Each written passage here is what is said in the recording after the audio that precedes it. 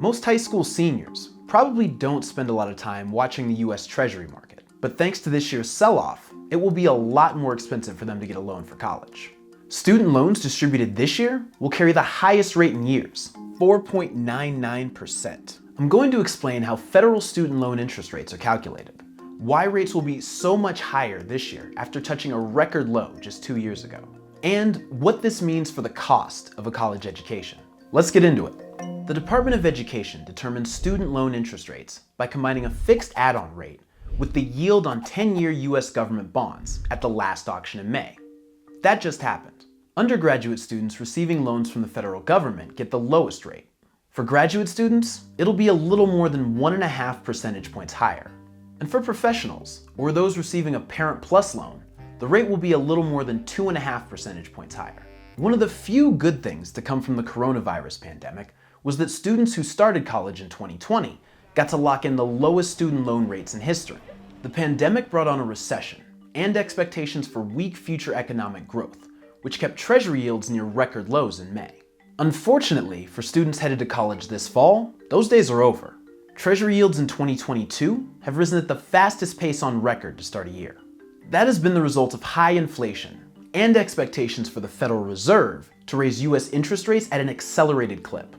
Because the 10-year yield spiked leading up to May's final auction, the rate locked in by student loan borrowers will be the highest in years. Unlike with other loans, the rate on student loans is not influenced by credit score or financial profile. This will make the cost of borrowing for college a lot more expensive.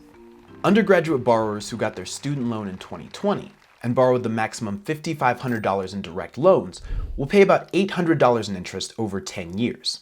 That same borrower who got a loan last year will pay almost $1,100 in interest. And this year, that borrower will pay almost $1,500 in interest. That's almost double what they paid 2 years ago. And while the interest rate doesn't change during the year, students borrowing for the typical 4 years of college will get a different loan rate each year. The rate for federal student loans is generally lower than private student loans, but not always, since those are based on credit and typically require a cosigner for the student. There's currently about $1.75 trillion of student loan debt outstanding. That's likely to rise even more soon, unless President Biden goes through with his controversial plan to forgive them. And with higher interest rates driving up the price tag for college, expect this to become an even more hot-button issue. Paul Wall, the people's champ, taught us how to deal with times like these. He said, "Chasing checks, now place your bets.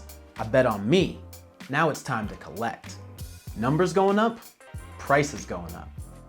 I'll see you next time.